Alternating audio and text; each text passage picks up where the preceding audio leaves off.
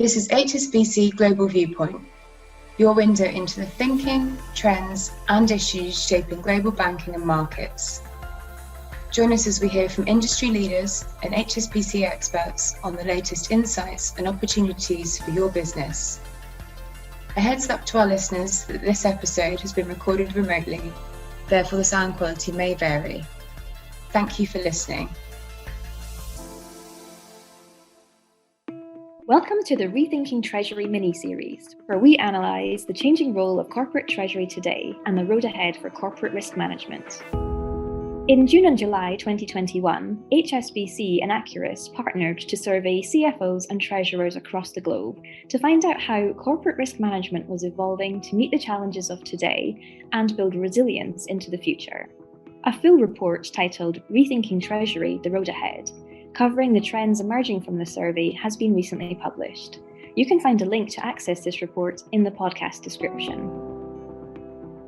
In this series, HSBC is bringing together key experts to discuss the main themes arising from the survey in more detail and discover just what drives CFOs and treasurers today and how those themes will impact their work tomorrow.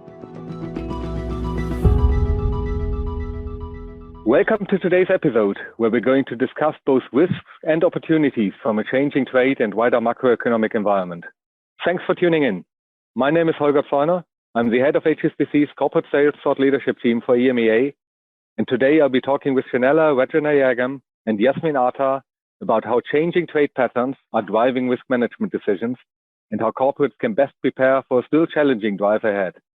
Before we start, let me quickly introduce our experts. Shanella joined HSBC in 2018 as a trade economist from the UK Treasury, where she worked on a range of trade policy issues related to Brexit. Prior to that, she had worked as an economist at the New Zealand Ministry of Foreign Affairs and Trade for 4 years. Yasemin is HSBC's head of corporate sales for Europe. She holds a master in business economics, and her master thesis was themed "Why Do Corporates Hedge?", which is something of a theme she's followed very closely over her career. Ladies, thanks a lot for your time today. Thank you for having me. It's a pleasure to be here, Holger. Thank you. Let's get started. We've clearly seen the pandemic environment leave a dent and in some cases completely throw over the evolution of Treasury. Cash became king again in 2020 and its reign still lasts widely. As a supporting fact from our survey for the audience, 90% of CFOs said keeping sufficient cash buffers has become a more important Treasury duty over the past 3 years. And 85% say the same for optimizing working capital. Yasemin, starting with you, from your conversations, do you see this as a lasting trend? Thanks, Holger. I think, this is more of a temporary measure. We have seen during the course of COVID, there has been ample cash. This is also supported by the relatively easy access of funding via the government schemes. Meanwhile, we also saw, on the other hand, a lot of the corporates delaying their investments due to the uncertainties created by COVID environment, so which caused the ample cash. In certain regions like Eurozone, there are penalties of keeping excess cash due to the negative rates environment. I think this is more of a temporary measure rather than lasting for a long period of time. Thank you. That's some very good points. Shanella, obviously also pandemic-related measures, they've driven that focus on liquidity, as Yasemin mentioned. But when looking at risk priorities today, CFOs pointed to commodity risk and supply chain risk as most frequently on top of the agenda now. What do you think are some of the reasons they have crept up? Well, Holger, the COVID-19 pandemic has significantly disrupted trade and also supply chains. So over the past years, many businesses would be familiar with, there have been a very strong demand for consumer goods from Western economies, but also movement restrictions affecting activities at ports. And so this has led to congestion at major ports around the world. There's been issues around the availability of shipping containers, and also air freight capacity remains limited due to the grounding of passenger aircraft. So As a result, many businesses are facing severe supply chain disruption. They're grappling with input shortages, particularly around semiconductors, and also with container freight rates surging. And really the big issue at the moment is that all of this is happening as businesses are in the midst of peak container shipping season. So as retailers try to get their orders in ahead of Christmas. So given the lay of the land at the moment, it is likely that shipping disruption will persist at least until the end of this year.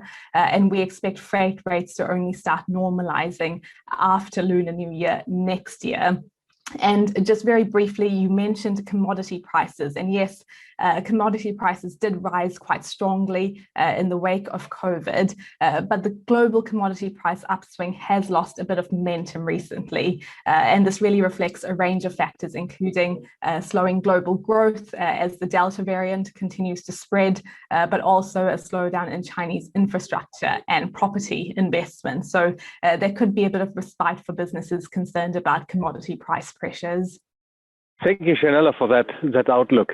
We're looking next into emerging markets, which are expected to provide a boost to business models, and it's also one of the strongest growth factors which is coming out of our CFO survey. How does this square up with the vulnerability of supply chains you mentioned and the continued issue of protectionism in global trade? Shanella, maybe staying with you, how do you see tariff threats on one hand and liberalization on the other developing? Which are some of the markets more favorable positioning for corporates to do business in? Well, emerging markets, especially emerging Asia and China, have really been a key driver of trade growth in the wake of the pandemic. That region in particular played a very important role in supplying consumer goods and also medical supplies. And actually, the recent trade data shows that trade volumes in most emerging market regions have actually rebounded to be well above their pre-pandemic levels, with the exception of Africa and the Middle East. So these economies have certainly played a key role in the trade recovery. But there is also a bit of a longer term story here for emerging markets, because these economies beyond China do stand to benefit from ongoing supply chain reconfiguration. And this was something that was already happening even prior to COVID, but could certainly be accelerated in the wake of the pandemic. So as China continues to move up the value chain, it is increasingly outsourcing production to other economies in the region. If we think about Vietnam, Bangladesh, Cambodia, to take advantage of lower labor costs over there. And then there's also the issue of US-China trade tensions. And really, the longer these US-China tariffs remain in place, the more likely it is that US businesses will look to alternative suppliers to circumvent these duties. And indeed, China has already lost some import market share in the US to other emerging Asian countries and to Mexico as well. However, barriers to trade and doing business like tariffs and red tape do still remain high in emerging markets. But having said that, these countries are taking steps to advance trade liberalization, especially via new trade deals. And I'll just mention too, there's the Regional Comprehensive Economic Partnership deal in the Asia Pacific, which is due to take effect next year, and also the African Continental Free Trade Area, which brings together about 54 African countries. And these new deals should help to open up some more trade opportunities. Great, thank you, Shanella. Yasemin, how do you see corporates take action towards that changing pattern? Yeah, I was about to chip in as well. So from our discussions with the corporate clients, as Shanella mentioned, the supply chain challenges, this is clearly leading to corporate clients to diversify of their supply chain. So primarily from Asia into other regions as well, especially as highlighted before by Shanella around the transportation and shipping cost dramatic increases. So it's not for certain sectors, especially like the retailers or so, it doesn't make sense for the Western clients to import certain products from Asia. Then they are looking into diversifying to other regions, for example, like Turkey for Europe, for the retailers is becoming an increasingly popular area. So we will see more and more those changes and diversification in the supply chain. Thank you both. And it's also something which is backed by our data, where more than 80% of our CFOs confirmed that they've moved the supply chain closer to their customers in order to combat some of those challenges. Let's move to interest rate next, and inflation, which could be one of the clouds which is most frequently seen, especially by smaller companies who might lack the bargaining power and who might lack the ability to offset potential higher costs. How much of an issue could this become for growth? Maybe Shanella, starting with you again. Yeah, sure. So supply chain challenges are clearly impacting prices for various consumer products across the world. As it stands, the conventional view at the moment is that inflation will be transitory, and that is our view too. This remains, but it is increasingly coming under strain. So it is clear that the transitory peak for inflation has indeed got higher, but also the period of transitory inflation has become persistent. And as our global economists have written about extensively, goods prices are no longer well behaved. And although we have automation coming through, particularly in services, which could help to offset some of these effects of higher goods prices, it is clear that the idea of structurally low inflation is not necessarily guaranteed anymore.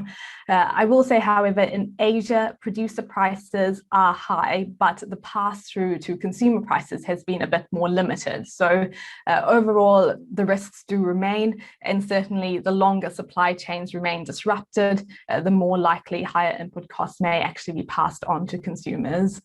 Yasemin, how much do you have seen an adjustment yet on that outlook? Is there anything corporates are doing differently compared to interest rate risk nowadays than a couple of years back? I think we need to look into the regional variation. So the inflation dynamics differ from region to region. The worries about inflation are a lot less in Asia compared to Latin America, and EMEA is in between. So the same pattern could be seen in the monetary policy outlook as well, with Latin American central banks being the most aggressive when it comes to rate hikes. Similarly, cost pressures on inflation are passed on to end consumer inflation a lot more visibly in Latin America compared to the rest. So there is a regional deviation, and we can see it reflected in the corporate risk management policies as well. In general, corporates don't want to have uncertainty in their cash flows, and they are, nervous about interest rate rises. For example, with the Bank of England potential expected move of next year, higher interest rates, we see a lot of the UK corporates looking into hedging those risks as well. Thank you for those interesting perspectives. So moving from interest rate risk to FX, which still seems to trouble a lot of corporates despite some improvements over the past couple of years. So 57% of CFOs overall have said they have incurred lower earnings due to significantly and still unhedged FX risk in the past 2 years, which is just a tad lower than the 70% who said the same in our initial survey in 2018. Yasemin, we learned from your study time on you've developed or observed that behavior closely, but how are corporates managing this risk today, and which changes have you observed, Yasemin? Even though, despite the reduction in the survey, like from 70% to 57% in the responses, I think it's still on top of the agenda of all of the corporates. We've seen the corporates have been extending the tenors. They are incorporating more flexibility. So their main focus have been hedging the operating cash flow. And also, COVID has a significant impact on the conventional risk management strategies as well. So a lot of the corporate we have seen and we have talked to, they have been reviewing their treasury policies and making adjustment according to new era that we are going through at the moment. And also another point that we have been discussing around the supply chain issues and the challenges that also made a change, and they have been adapting or incorporating different FX exposures into their treasury policies with the change in their supply chain. Thank you. And probably let me stay with you for the next question as well. When looking into largest areas for improvement, CFOs stated they want to see the Treasury increase knowledge on regulation, tax, and hedge accounting predominantly, whereas treasurers prefer to focus further on digitization projects and optimizing cash flow forecasts. Do you see a problem for such contrast between perspectives, and how can both roles better align on risk management? I think it's normal to have different viewpoints. I think this is something that should be expected as well. The treasuries are primarily concentrating on the risk management side and, how to adapt their treasury policies into evolving market environment as well as the challenges, where the CFOs are primarily focused on the bigger pictures. One of the other things that's on the focus of the CFOs are recently is the sustainability agenda as well. So in overall, this is quite expected from where they are looking at things. Okay, thank you. And Shanella, moving back to you. Digitization came out as having entered finance departments on a very broad basis. And this trend obviously is even more pronounced in the underlying business, where the Industry 4.0 revolution is still in play. Looking ahead, what do you see as the main future impact of technology, especially on trade? Is 5G going to be the next wave corporates should be thinking about? Yeah, sure. So digital technologies are certainly transforming how goods and services are not only produced, but also how they are traded across borders. And 5G will have an important role to play in that as well. So compared to what we have currently, 5G does offer faster connectivity, it offers lower latency, and also greater bandwidth. And I think the key benefit of 5G is that it will be used as a facilitator to enable other technologies. So if we think about artificial intelligence, about augmented reality, virtual reality, and also the Internet of Things. And these types of technologies can be applied across various sectors. So, for example, in retail, it could help to facilitate more immersive consumer shopping experiences. Consumers can actually talk to a human avatar with artificial intelligence to help guide them through their shopping journey. In ports, for example, 5G should help to support the rollout of Internet of Things technology and also enable traders to remotely monitor their cargoes. So the applications are almost endless across various manufacturing industries, but also in services too. And so it does offer these compelling benefits to manufacturers. It should help to improve efficiency and also help them see some productivity gains. Thank you. That's really interesting. And we probably could continue to talk for quite a while about some of the findings and how this relates with the wider economic background and trends you've been both observing. But as we already approach the end of our podcast time, one final question. What do you think that corporates should be focused on when balancing between still present risks on one hand and opportunities on the other? Yes, sure. So I think corporates should focus on digitization and diversification. So with digitization, we already spoke about 5G, but businesses would really do well to embrace the next wave of digital technologies. So we have AI, Internet of Things, blockchain. All of these technologies could help businesses enhance their value proposition. They could better cater to the needs of their customers and also better manage inventories and trade more easily. And then when it comes to diversification, I think if the pandemic has taught us one thing, it's the importance of spreading risk, and that really applies to trade as well. So looking for new ways to trade your product, looking for new market opportunities, and also thinking about diversifying suppliers to the extent that that's possible. Thank you both so much for your time today and your keen insights into risk management. We all at HSBC look very much forward to support your organization's journey with our expertise.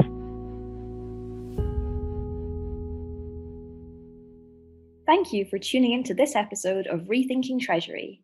If you're interested in learning more about the 2021 Corporate Treasury Risk Management Survey, click the link in the podcast description or talk to your HSBC representative. Thank you for listening today. This has been HSBC Global Viewpoint, Banking and Markets. For more information about anything you heard in this podcast, or to learn about HSBC's global services and offerings, please visit gbm.hsbc.com.